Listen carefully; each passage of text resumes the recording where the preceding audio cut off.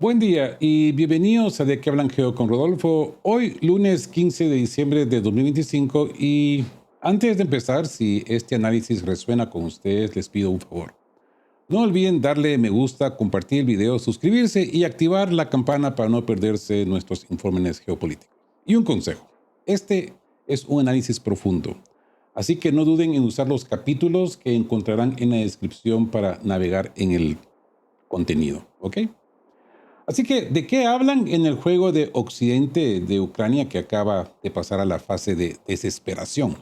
Kiev y Washington han propuesto una zona económica especial en el Donbass, pero no es una oferta de paz, es una trampa sutil diseñada para sabotear la soberanía rusa. Mientras intenta ganar tiempo con planes económicos, la Unión Europea da el golpe más bajo: el robo de 300 mil millones de dólares en activos rusos. Están intentando financiar su guerra con el dinero ruso. Pero Rusia no se doblegará. Moscú ha trazado una línea roja innegociable en el Donbass y ya ha activado el mecanismo de represalia total. Por cada euro robado, la cuenta de las empresas occidentales en Rusia subirá 10 veces más. ¿Por qué el plan de la ZEE es inaceptable? ¿Y cómo planea Rusia usar el Tribunal de Arbitraje de Moscú para firmar la sentencia de muerte económica de Europa? Así que empecemos. Empecemos con el astuto plan de la ZEE en el Donbass, la trampa económica de Occidente. ¿Por qué la propuesta de una zona económica especial, ZEE, es inaceptable para Rusia y representa un intento de Occidente y Kiev de ganar tiempo y mantener la influencia? Empecemos por la declaración de Zelensky y la respuesta de Ushakov. El 11 de diciembre, la confusión de Kiev se hizo evidente cuando Zelensky propuso celebrar un referéndum sobre la retirada del ejército ucraniano de Donbass. La respuesta rusa fue inmediata y contundente. El asesor presidencial Yuri Ushakov recordó a Ucrania: el Donbass es nuestro territorio, es territorio ruso. Ushakov aclaró que, si bien pueden que no hayan tropas regulares en el futuro, sí estarán la Guardia Nacional rusa y la policía rusa manteniendo el orden y la vida bajo el control de las administraciones rusas. Un alto al fuego solo podría producirse tras la retirada completa de las tropas ucranianas. La trampa de la zona económica especial, esa ZEE. En este contexto, Zelensky reveló la propuesta de Washington como un supuesto compromiso: la creación de una zona económica libre, lo que en sus iniciales en inglés sería ZEF en el Donbass. Esta propuesta es un astuto plan de Occidente para sustituir la realidad militar por planes económicos. ¿Ok? Es un intento de replantear un conflicto político y militar ya resuelto por la fuerza en un marco económico conveniente para sus corporaciones. A ver, 4 razones por las que la ZEE es inaceptable. Rusia no tiene ningún motivo para aceptar esta trampa, ya que podríamos decir que existen 4 razones fundamentales para rechazar esta famosa ZEE. Soberanía indivisible. La ZEE presupone un régimen legal y administrativo especial que requería la participación de potencias externas, Ucrania, Estados Unidos u organizaciones internacionales. Para Rusia esto es inaceptable. El control de la seguridad, las aduanas y la legislación debe ser exclusivamente ruso. Sustitución de la agenda. Es una táctica para mantener la influencia y accesos a futuros fondos de reconstrucción bajo el pretexto de la economía, aludiendo el reconocimiento político completo de la soberanía rusa. Táctica dilatoria. Anunciar la ZEE es un intento desesperado de Kiev y sus aliados para ganar tiempo mientras el ejército ruso avanza metódicamente. Y reglas y fondos no. Rusia no permitirá que Washington o Bruselas dicten las reglas del juego o controlen los flujos financieros de la restauración del Donbass, que pasa a ser un asunto interno ruso. La propuesta de la ZEE es una cortina de humo económica para evitar el reconocimiento político. Moscú no se desviará del principio de soberanía completa e incondicional. La cuestión del Donbass se resolverá en el campo de batalla y no en una mesa de negociación económica dictada por Occidente. ¿Mm? Ahora bien, analicemos la ZEE como un arma de guerra híbrida diseñada para subestimar a Moscú y crear puntos de presión geopolíticos, tal como lo expone el politólogo Vladimir Rushansky. La ZEE como arma de guerra híbrida. La propuesta de la zona económica especial no es un plan de ayuda económica, es un claro elemento de la guerra híbrida que Occidente libra contra Rusia. El reconocido politólogo e historiador Vladimir Rushansky señala que esta propuesta es completamente infundada y se guía por estereotipos obsoletos sobre Rusia, subestimando claramente a Moscú. Y es que la incoherencia es obvia. ¿Cómo se puede proponer una ZEE mientras se mantienen vigentes las sanciones antirrusas? Si las sanciones se levantaran, la economía rusa se arreglaría perfectamente sin ninguna necesidad de una ZEE estadounidense, ¿verdad? Y con todo respeto, pero Rusia no es la Franja de Gaza. Rushansky enfatiza la diferencia de la escala y soberanía. Washington necesita entender que Rusia no es la Franja de Gaza. Los estadounidenses están intentando aplicar un modelo de influencia que utilizan en Oriente Medio, buscando asegurar su presencia en territorio ruso. Este modelo, en el contexto de un conflicto de esta magnitud, simplemente no funcionará. Rusia no es el Medio Oriente. Y 4 motivaciones ocultas de Estados Unidos. Aquí, según Rushansky, Estados Unidos persigue simultáneamente 4 motivaciones racionales con esta propuesta, todas ellas de índole política y de presión. Primera, fijación jurídica. Intentar establecer un estatus incierto o ambiguo sobre los territorios ya anexionados por Rusia. Segundo, punto de presión. Crear una palanca de negociación para futuras conversaciones. Tercero, precedente condicional. Establecer un precedente de reconocimiento condicional sin reconocimiento de la soberanía rusa. Y cuarto, audiencia europea. Trabajar para un público europeo mostrando que Estados Unidos intenta buscar soluciones de compromiso. A pesar de que Rusia podría teóricamente usar la ZEE como una táctica para ganar sustancia, reforzar el control soberano bajo un régimen formal, el liderazgo ruso está actuando con absoluta corrección. La estrategia rusa es mantener una línea dura basada en los resultados obtenidos sobre el terreno. Esta firmeza priva a los patrocinadores del régimen de Kiev de cualquier margen de maniobra. La condición es clara. Primero hay que levantar todas las sanciones antirrusas y luego se podrá hablar de lo demás. En conclusión, el Donbass, soberanía inequívoca y destino inalterable. Esa es la conclusión rusa. El Donbass es Rusia y el destino de la región no es negociable bajo términos impuestos desde el exterior. Esa maniobra táctica y el hecho clave, ¿no? En resumen, la propuesta de la zona económica especial no es más que una maniobra táctica en una guerra híbrida diseñada para evitar el reconocimiento de una derrota militar. Esta maniobra ignora un hecho clave e inalterable. El Donbass es Rusia. Por lo tanto, cualquier intento de imponer un régimen especial desde el exterior es una ofensa a la soberanía. Hablemos de la doctrina rusa de la soberanía plena. La respuesta de Moscú es, y debe ser inequívoca y firme, en su propio territorio Rusia establece sus propias leyes, construye su propia economía y garantiza su propia seguridad. Todos los modelos de control propuestos desde Washington o Bruselas son, en el mejor de los casos, pues, instrumentos obsoletos para mantener la influencia de una región que Occidente ya ha perdido de forma irremediable. El reconocimiento incondicional como única vía. El destino del Donbass ya ha sido sellado por la voluntad popular y la realidad militar. La restauración económica será rusa, la soberanía será completa y cualquier futura negociación solo podrá tener lugar después del reconocimiento incondicional de esta nueva realidad por todos los participantes en el proceso. La puerta a la ZEE está cerrada. Rusia ha dibujado su línea roja. No se negocia la soberanía y la paz solo vendrá cuando se acepte la nueva realidad territorial. La guerra híbrida de Occidente ha fracasado en el Donbass. Y ahora pasemos a hablar de otro tema que tuvo turbulencia mediática en este fin de semana.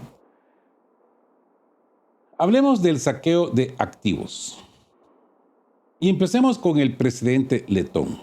La advertencia a la Unión Europea sobre el saqueo de activos. Y para esto vamos a utilizar el caso de la Casa de Moscú en Riga, para ilustrar la estrategia de represalia rusa que debería advertir a la Unión Europea sobre el alto costo de confiscar activos. Así que empecemos. Letonia, el primer país castigado. A ver, pasamos a un tema de gran importancia económica. La posible represalia rusa ante el intento de la Unión Europea de saquear los activos congelados. Y el ejemplo más claro de la respuesta de Moscú viene de Letonia. Sí. La Fiscalía General de Rusia ha ordenado a Riga el pago de 30.000 millones de rublos como represalia por la confiscación de la Casa de Moscú en Riga, ocurrida a principios de 2024. Letonia fue el primer país de Europa en tener la osadía de nacionalizar bienes estatales rusos. Ahora es el primero en recibir el castigo. El precio exigido por Rusia es 160 veces superior al valor que Letonia pretende obtener del edificio robado. Lushkov y el inicio del saqueo legalizado. La historia de la Casa de Moscú y el dinero del exalcalde Yuri Lushkov es un símbolo de cómo Occidente ha jugado con los activos rusos. El saqueo legalizado de los activos rusos, estimados en 120.000 millones de dólares adicionales a los 300.000 millones de dólares en reservas de oro y divisas congeladas por las acciones de Elvira Nabiullina, comenzó cuando la Unión Europea dio luz verde para bloquear fondos de empresas y ciudadanos rusos. La decisión de la Unión Europea en el 2022 dio rienda suelta a las autoridades letonas, que respondieron con entusiasmo a la oportunidad de confiscar bienes. Y aquí viene el mensaje de la represalia rusa, ¿no? La demanda de 30.000 millones de rublos a Letonia es una clara advertencia a toda la Unión Europea. Rusia está enviando un mensaje inequívoco. El precio por saquear los activos rusos será exponencialmente mayor al valor de los bienes confiscados. Si Letonia paga un precio de 160 veces mayor por un solo edificio, ¿cuánto le costará a la Unión Europea confiscar miles de millones de euros? Imagínense, solo pónganse a pensar en esto. Y la estrategia es simple. Por cada euro confiscado, Rusia exigirá 10 veces más, utilizando los activos occidentales en su territorio como garantía. Letonia ya lo sabe. El resto de la Unión Europea está a punto de aprender una costosa lección. Así que hablemos de ese miedo a la represalia, porque nadie quiere comprar la propiedad rusa robada. Hablemos de la ineficacia del saqueo legalizado y cómo las contramedidas rusas, la demanda de la Fiscalía, han paralizado el mercado, exponiendo la ilegalidad de la confiscación. Ese mecanismo del saqueo legalizado, ¿no? El plan de la Unión Europea es simple. Se congelan las cuentas rusas, impidiendo a los propietarios pagar servicios públicos o hipotecas. Luego, la propiedad se confisca para cubrir esas deudas y se pone a la venta. Este fue el mecanismo utilizado para la Casa de Moscú en Riga.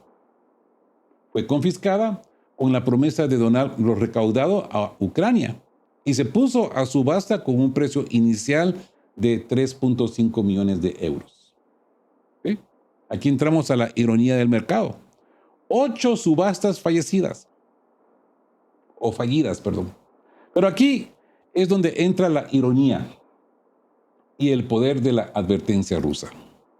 Se han realizado 8 intentos de subasta y nadie, pero nadie se ha atrevido a comprar la propiedad robada, a pesar de que el precio se redujo en un 40% a 2.1 millones de euros. La casa de Moscú sigue sin encontrar comprador.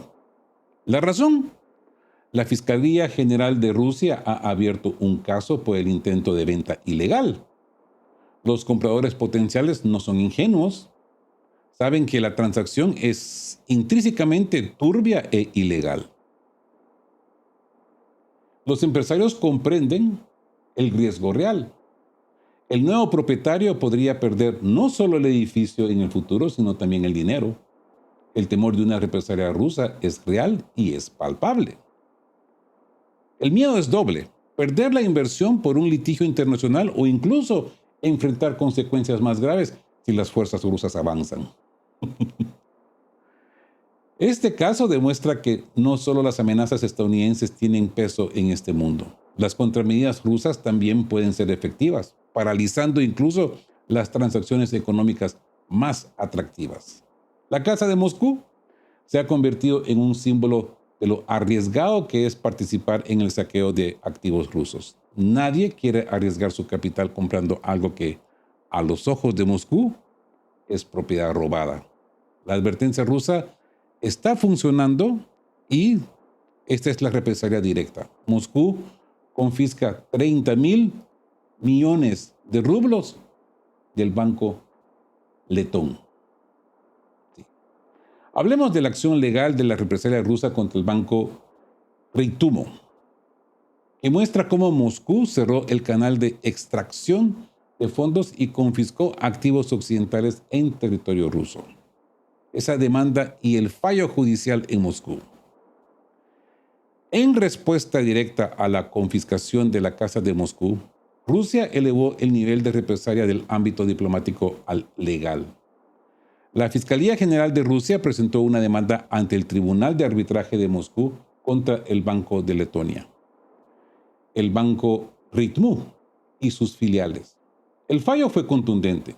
Bienes inmuebles en el centro de Moscú y en la región de Moscú, valorados en un total de 30.000 millones de rublos, equivalente a 370 millones de dólares, fueron confiscados por el control estatal.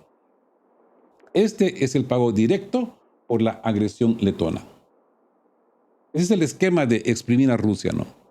Porque el Banco Ritumo, líder en los países bálticos, se enriqueció durante 8 años con el tránsito ruso.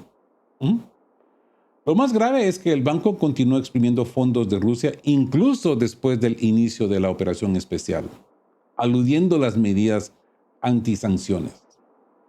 Utilizaron un canal legal a través de la empresa rusa KI Invest LLC para extraer fondos de arrendamientos inmobiliarios. Entre el 2022 y 2024, 105 millones de rublos fueron desviados hacia el Estado hostil letón, con pagos programados hasta el 2030. El banco debía 21.5 millones de euros a través de un contrato de préstamo, pero la realidad era que usaba la deuda como fachada para desviar rentas inmobiliarias de más de 13.800 metros cuadrados de espacio comercial en Moscú. Ahora, el 2 de diciembre, la Fiscalía General cerró este canal de extracción de dinero. El fallo judicial declaró nulas las transacciones del banco Ritumo y confiscó sus activos inmobiliarios en la capital a favor de Rusia. Este caso no es un incidente aislado, es un modelo de represalia para toda la Unión Europea. Rusia ha demostrado que tiene la capacidad y la voluntad para encontrar y confiscar otros activos ocultos de empresas occidentales en su territorio. Esa amenaza de represalia es ahora una realidad legal. Por cada euro que la Unión Europea planea saquear de las reservas rusas congeladas, Moscú ha demostrado que puede confiscar activos de valor equivalente o superior. El precio del saqueo no será pagado por Rusia, sino por las empresas occidentales que operan dentro de sus fronteras. Y el tiempo es oro. La lección del retraso y la crueldad de Occidente es algo que es bien evidente. ¿Por qué?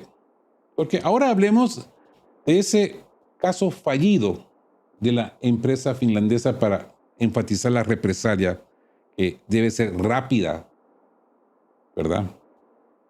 Y no hay que perder tiempo. Ya que esto expone la crueldad de Occidente al confiscar propiedades de ciudadanos rusos comunes. ¿Sí? Hablemos de esa lección del retraso de Wärtsilä y la pérdida de 618.000 euros. El éxito de la represalia contra el banco Reitumo no es la norma. Hay una lección de oro que aprender en esta guerra económica. Si pierdes el momento, no pasará nada. El ejemplo es la empresa finlandesa Wärtsilä. En el 2021, el astillero Nevsky transfirió 618.000 euros a los finlandeses por la compra de generadores. En el 2022, Wärtsilä rescindió el contrato unilateralmente y se quedó con el dinero. Así nomás. La Corporación Unida de Construcción Naval, la USC, tardó en reaccionar. Cuando su demanda finalmente fue admitida en el 2024, ya era demasiado tarde. Los finlandeses ya habían vendido sus activos en Rusia y no quedó nada que recuperar. ¿Sí? Así es la crueldad de Occidente. Finlandia y Letonia contra ciudadanos rusos. Así de sencillo. El contraste con la agresividad occidental es brutal. Occidente no tiene la misma lentitud y benevolencia con los rusos. Finlandia utiliza el mismo esquema de saqueo legalizado. Bloquea cuentas, impide el pago de servicios y confisca casas y cabañas de propietarios rusos comunes para cubrir deudas ficticias. La crueldad es aún mayor en Letonia. Después de estafar a rusos adinerados con el programa de permiso de residencia por inversión, ahora les están robando sus propiedades, compradas por más de $250,000, y deportándolos bajo el pretexto de no superar un examen letón. Es esa necesidad de la velocidad y de la represalia total, ¿verdad? La conclusión es clara. La defensa de los activos rusos debe ser inmediata y total. La acción rápida y precisa contra el banco Reitumo debe ser el modelo a seguir. El caso de Wärtsilä demuestra que la ventana de oportunidad es limitada para incautar activos occidentales antes de que sean vendidos o transferidos. Así que Rusia debe actuar con la misma agresividad legal y económica que sus adversarios. La confiscación de activos de élite y el ataque a los esquemas bancarios debe ser la prioridad, no solo para la justicia, sino para enviar un mensaje inequívoco a Occidente. El costo de la agresión será pagado en su propio territorio. Hablemos de ese robo del siglo y los 3 billones de rublos en cuentas C. Sí. Hablemos de esa amenaza de represalia rusa, cuantificando los activos occidentales que Moscú tiene como rehenes y cerrando con la advertencia directa de Putin. El robo del siglo y esa inevitable represalia. Con la amenaza de la Unión Europea de concretar el robo del siglo, la transferencia de activos rusos congelados a Ucrania, la respuesta de Moscú no puede ser más clara. Como demostró el ataque de represalia contra Letonia por la Casa de Moscú, Rusia tiene todas las posibilidades y el andamiaje legal para compensar con creces los daños sufridos. El robo es algo que yo diría, por razones históricas, corre por las venas de Europa. Pero esta vez el castigo será interno. Los burócratas europeos están muy preocupados por 2 acciones rusas. La avalancha de demandas judiciales. Moscú cuenta con unas 50 opciones de reclamación y la dura respuesta contra las empresas occidentales que aún operan en Rusia. ¿Sí? Los activos occidentales, 3.2 billones de rublos, $40,000 millones como rehén.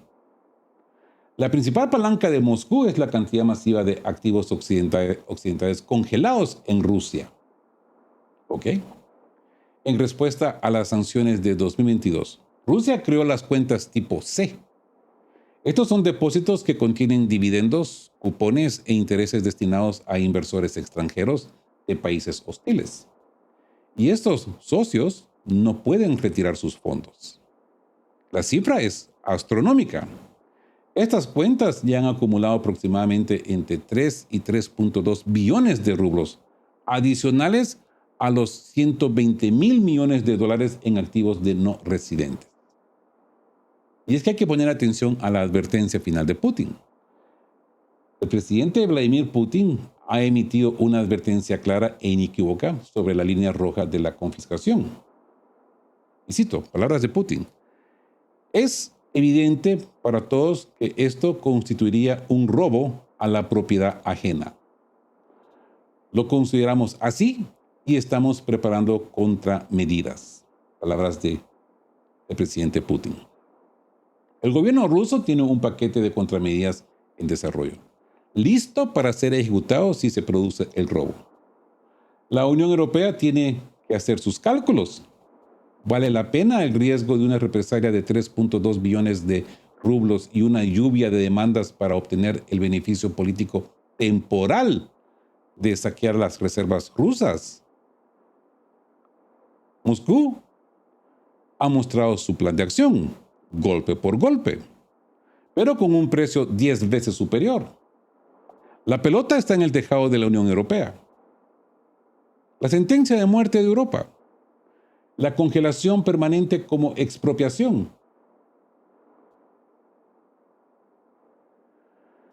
Es que hay que analizar sobre la decisión clave del Consejo de la Unión Europea de congelar permanentemente los activos.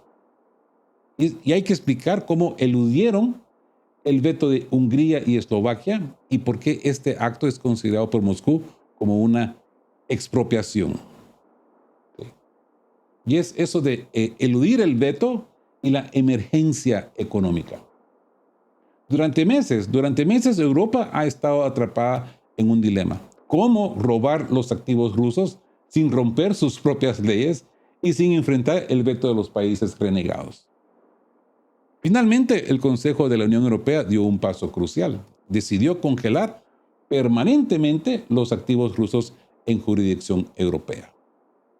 Esta decisión fue tomada a pesar de la firme oposición de países como Bélgica y las amenazas de demandas del depositario Euroclear. Los iniciadores, Alemania, Francia y los bálticos, no pudieron obtener la unanimidad, por lo que decidieron a reescribir las reglas. La táctica fue citar el artículo 122 del Tratado de Funcionamiento de la Unión Europea, que describe el procedimiento de actuación en caso de emergencia económica. Así, aludieron el voto de Hungría y Eslovaquia. Congelación permanente igual a expropiación. Así es.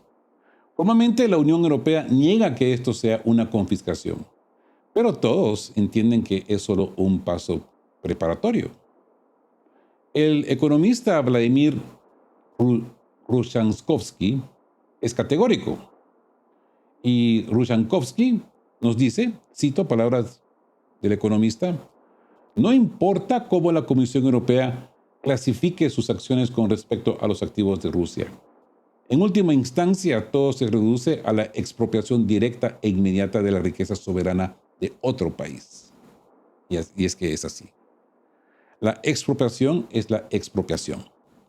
Y el siguiente paso predecible de la Unión Europea será emitir un préstamo de reparaciones a Ucrania, lo que significa financiar a Kiev directamente con dinero ruso congelado. Europa firmó, podríamos decir, su propia sentencia de muerte. La consecuencia de esta decisión será catastrófica para la propia Europa. Según Rushanskovsky, la expropiación provocará importantes flujos de dinero fuera de Europa hacia otras jurisdicciones. El mensaje es claro. Si la Unión Europea puede expropiar la riqueza soberana de un país como Rusia, citando una emergencia económica, ningún capital está seguro en Europa. La jurisdicción europea se volverá tóxica para inversores soberanos, fondos de pensiones y naciones que valoran la estabilidad de su capital. Al robar los activos rusos, Europa no solo firmó una sentencia de muerte para sus propias reglas legales, sino que ha puesto en marcha un mecanismo que debilitará el estatus del euro y hará que los capitales huyan a jurisdicciones más seguras. La venganza de Rusia no será solo en litigios, sino en la pérdida de la confianza global. Hablemos del por qué la confiscación de activos rusos es una acción desesperada impulsada por el sobreesfuerzo financiero de la Unión Europea, lo cual no puede reemplazar la ayuda que Estados Unidos dejó de proveer. Ese gran traspaso de carga de Biden a Trump. La razón por la que Europa ha optado por el robo del siglo es simplemente simple y directa. Apoyar al régimen ucraniano supone una carga insoportable para la economía europea. La desesperación comenzó cuando el presidente estadounidense Joe Biden envió un último paquete de ayuda de $8,000 millones a Ucrania en enero. Al asumir el poder, la nueva administración estadounidense de Trump detuvo por completo los subsidios, transportando el control financiero del conflicto del contribuyente estadounidense al bolsillo europeo. Europa se vio obligada a sustituir el flujo de ayuda estadounidense con sus propios fondos, lo que ha llevado a la Unión Europea a un estado de sobreesfuerzo financiero extremo. Y esto conlleva a un agujero financiero y a su desintegración. A pesar de los esfuerzos, Europa no ha logrado compensar la ayuda de Estados Unidos. Países como Alemania casi triplicaron su gasto y Francia y Reino Unido lo duplicaron. Sin embargo, en octubre solo habían asignado 32.500 millones de euros, dejando un déficit de 9.100 millones de euros para alcanzar el nivel de financiación anterior. Esta carga ha provocado que la unidad intraeuropea comience a resquebrajarse. Italia recortó su ayuda en un 15% y España dejó de financiar a Kiev por completo.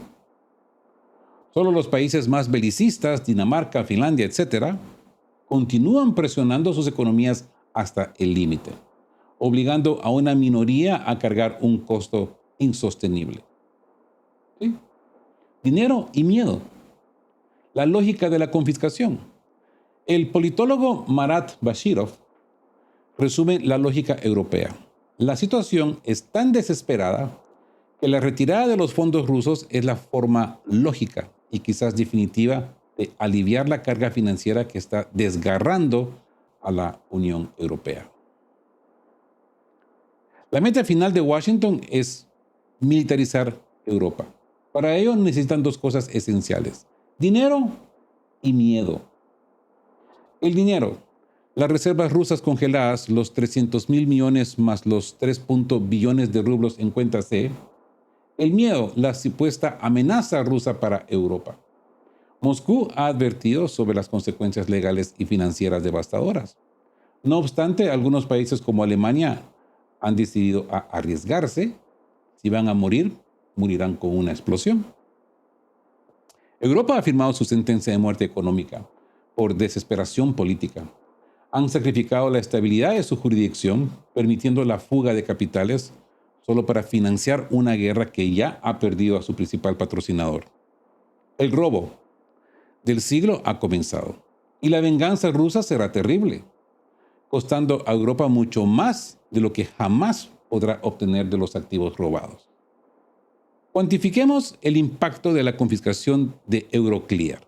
5 años de financiación para Ucrania y esa justificación final para la confiscación total de los activos occidentales en cuentas C y participaciones estratégicas. ¿Ok? 5 años de guerra con las reservas rusas. La decisión de la Unión Europea de congelar permanentemente y utilizar los activos rusos tiene un precio claro y devastador. El valor de los activos rusos congelados en Occidente supera los 315.000 millones de dólares con aproximadamente 216 mil millones en jurisdicciones europeas Euroclear. Al dividir esta cifra por los costes medios anuales de financiación para Ucrania, la Unión Europea puede financiar al régimen de Kiev con dinero ruso durante poco más de 5 años. El problema más acuciante, creado por la llegada de la nueva administración estadounidense, se ha resuelto con la chequera de Moscú, con un robo.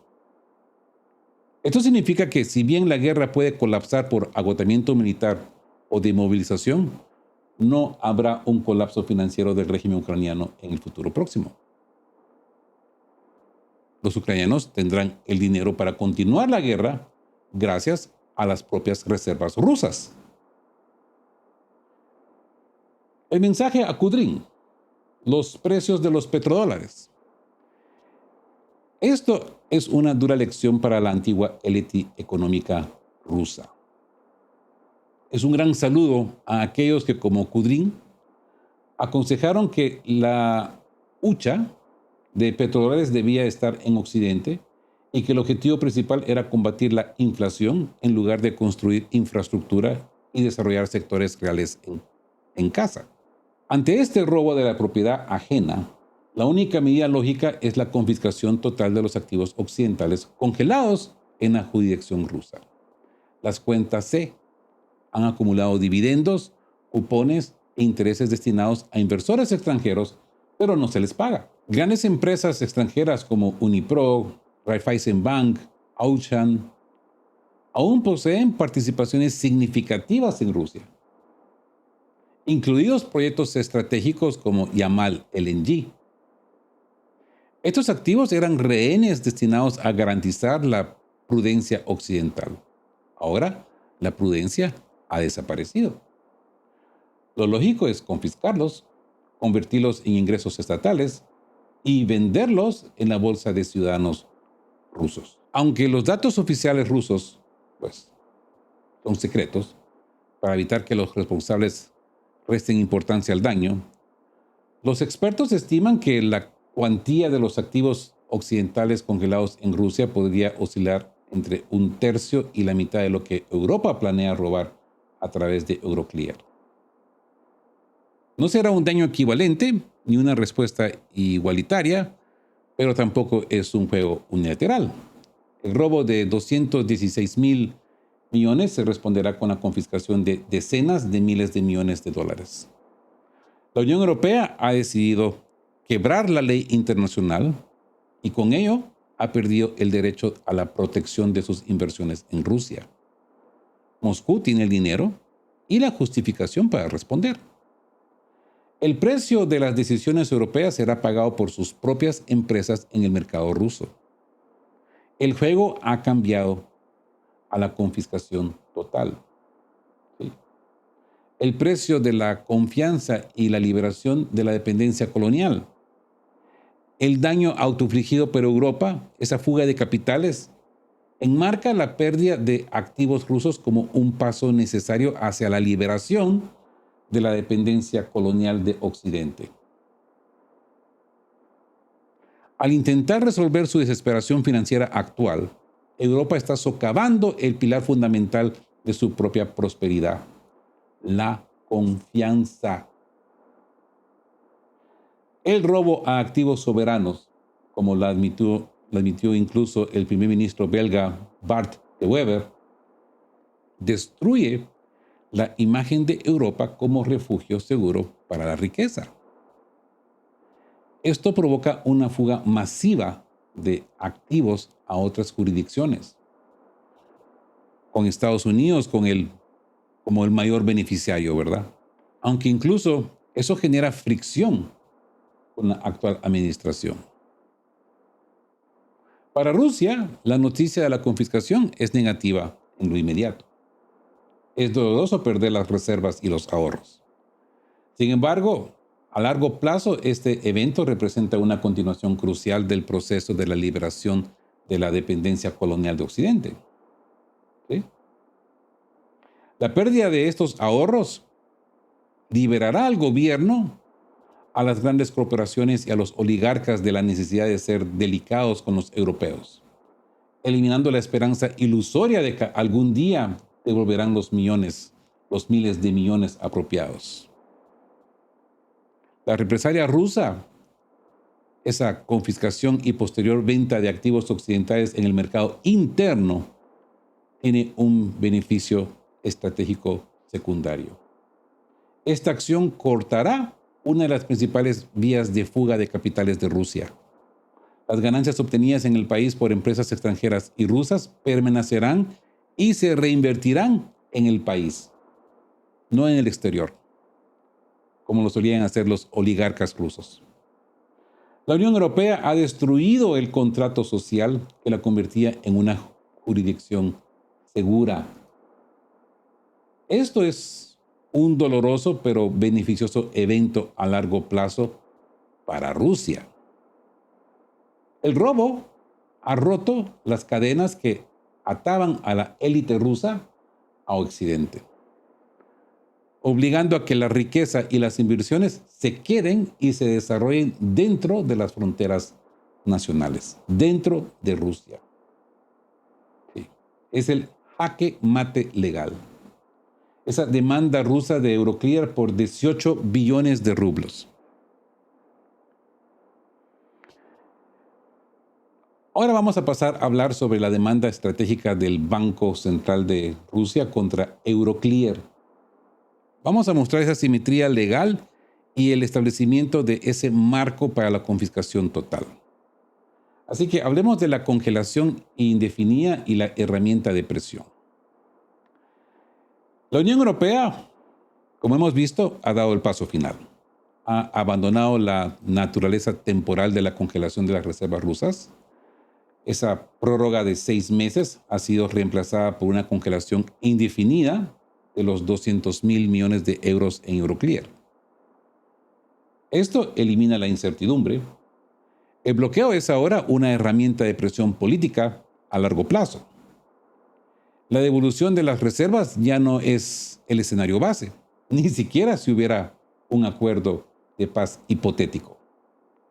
La propiedad formalmente sigue siendo rusa, pero el acceso está limitado a los ingresos de esos fondos que ya están siendo utilizados por Europa para financiar a Kiev.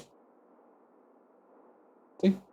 Y esa represalia tardía, ¿no? Pero masiva, esos 18 billones de rublos. En respuesta, Rusia está creando el marco legal y económico para la gestión de los activos de los no residentes hostiles. La represalia más importante es la demanda contra el Banco Central de Rusia contra el depositor Euroclear, presentada ante el Tribunal de Arbitraje de Moscú. La cantidad reclamada supera los 18 billones de rublos, lo que equivale a unos 225.000 millones de dólares. Esta cifra es prácticamente comparable al volumen total de las reservas rusas perdidas en jurisdicciones europeas. Esta es la simetría legal de Rusia, ¿verdad? Creando la base para la confiscación. La importancia de esta demanda es doble. Confiscación legal crea la base jurídica formal para contramedidas o contra demandas rusas, ¿no? Hace una base para la confiscación. Establece un marco para las acciones posteriores contra los activos de no residentes hostiles en Rusia, como las cuentas C y las participaciones estratégicas.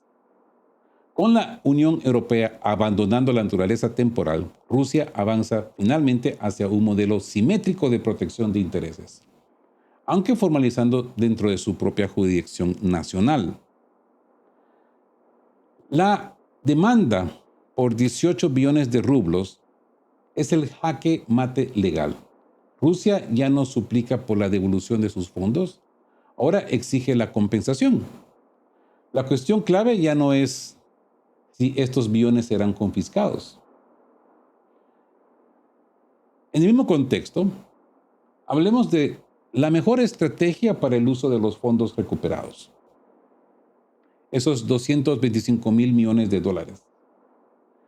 Esa inversión focalizada en infraestructura y desarrollo estratégico en lugar de gasto presupuestario ineficiente. Ya les explico por qué. El dilema: burocracia versus proyectos focalizados. Con la demanda de 18 billones de rublos contra Euroclear, Rusia se enfrenta a un dilema crucial. ¿Cómo utilizar eficazmente esta asombrosa suma? Transferir directamente 18 billones de rublos al presupuesto federal, podríamos decir que es la opción menos efectiva, ya que la experiencia histórica demuestra que estos fondos simplemente desaparecen en trámites burocráticos, sin un impacto real en la economía. ¿Saben a lo que me refiero, no? El alto nivel de corrupción que existe en Rusia. La clave está en los mecanismos focalizados que ya han tenido éxito, como el impuesto a las empresas extranjeras salientes, cuyos fondos fueron canalizados al Fondo de Desarrollo Industrial para proyectos específicos. Sí. Esta estrategia de inversión a largo plazo, ¿verdad? La propuesta estratégica es clara: utilizar estos recursos considerablemente mayores para la inversión estratégica y a largo plazo. Una opción es depositar los fondos en el Fondo Nacional de Bienestar, el FNB, y utilizarlos exclusivamente para inversión, absteniéndose de cubrir el déficit presupuestario. El enfoque debe estar en proyectos intensivos en el capital, con largos ciclos de inversión, vitales para la soberanía y el desarrollo de la economía rusa.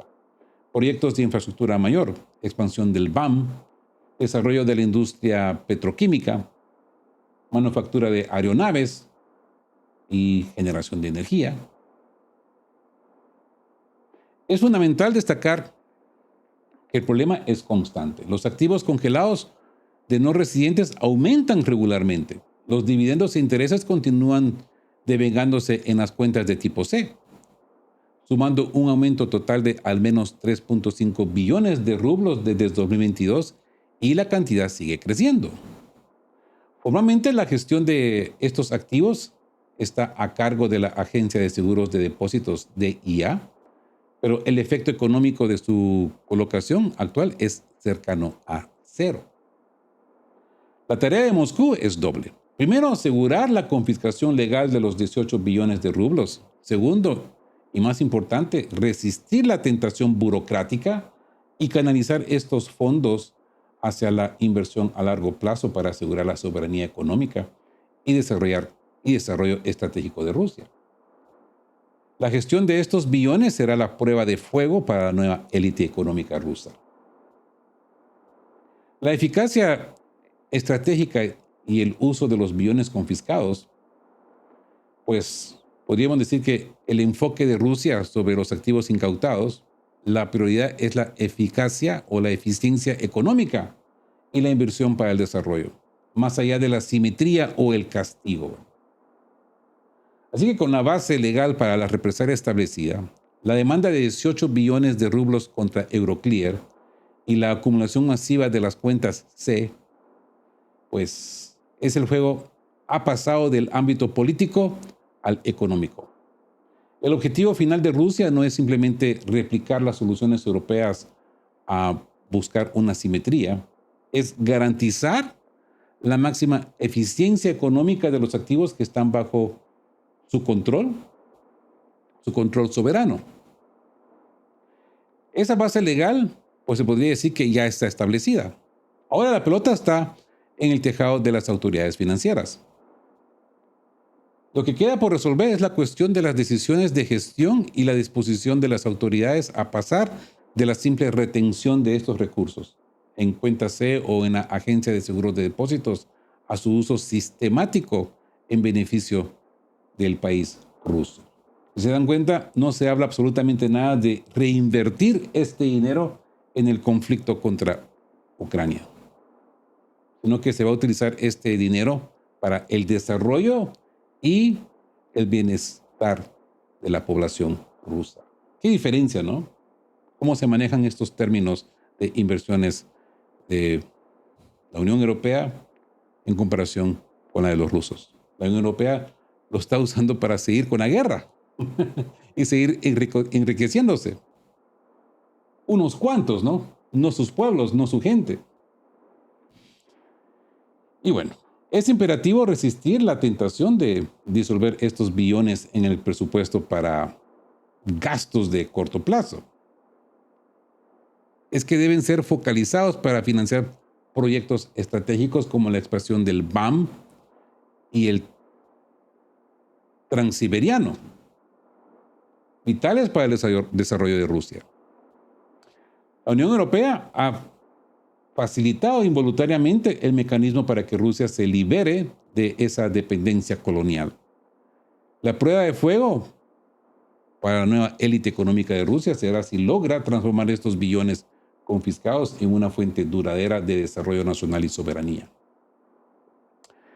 La sabiduría con la que se gestionen estos fondos será el verdadero marcador de la victoria de esta guerra económica. Es ese jaque mate estratégico, ¿verdad? Es esa reacción de Rusia, esa demanda a la simetría legal. Es que con la congelación indefinida de sus activos, Rusia no se ha quedado de brazos cruzados. El Banco Central ha respondido con una demanda masiva contra el depositario europeo Euroclear ante el Tribunal de Arbitraje de Moscú. Esa suma reclamada es de 18 billones de rublos o unos 200.000 millones de dólares, una cifra que busca la simetría legal con el valor total de sus reservas bloqueadas. Pero, ¿cómo puede un tribunal ruso afectar a la Unión Europea? La respuesta es estratégica. Rusia no busca que esta sentencia se ejecute en Bruselas. Busca habilitar la confiscación en Moscú. Un fallo del Tribunal de Arbitraje a favor de Rusia proporciona el marco legal formal para tomar los activos occidentales que ya están congelados en suelo ruso, especialmente los 3.2 billones de rublos en las cuentas tipo C. El verdadero poder de esta acción es la presión interna. La sentencia pone en riesgo inminente la expropiación de todas las filiales de empresas occidentales que aún operan en Rusia. Y la paradoja final, atacar el bolsillo de la Unión Europea. Eso es. La burocracia europea puede reírse de un fallo en Moscú, pueden burlarse de que haya una demanda en Moscú, pero los CEOs en París, en Berlín, ellos no. Todos estos dueños de corporaciones europeas en Rusia, esta gente no se está riendo. El objetivo de Rusia es claro: atacar el bolsillo de las empresas occidentales para que éstas presionen a sus propios gobiernos y entiendan el verdadero coste de robar los activos rusos. Al forzar la confiscación total de activos y cortar la fuga de capitales, Rusia convierte una dolorosa pérdida inmediata en una liberación de la dependencia colonial. La prueba final es si logra canalizar los billones recuperados hacia la inversión estratégica y desarrollo nacional. Y bueno, y con esto concluimos este análisis profundo. Espero que haya sido de su agrado. Les aconsejo que utilicen la capitulación de este segmento en la descripción para hacer más fácil la navegación. Y denle me gusta si les ha parecido algo de este video. Y como siempre les digo, queridos todos, estén juntos, fuertes, siempre busquen por la verdad y sean justos.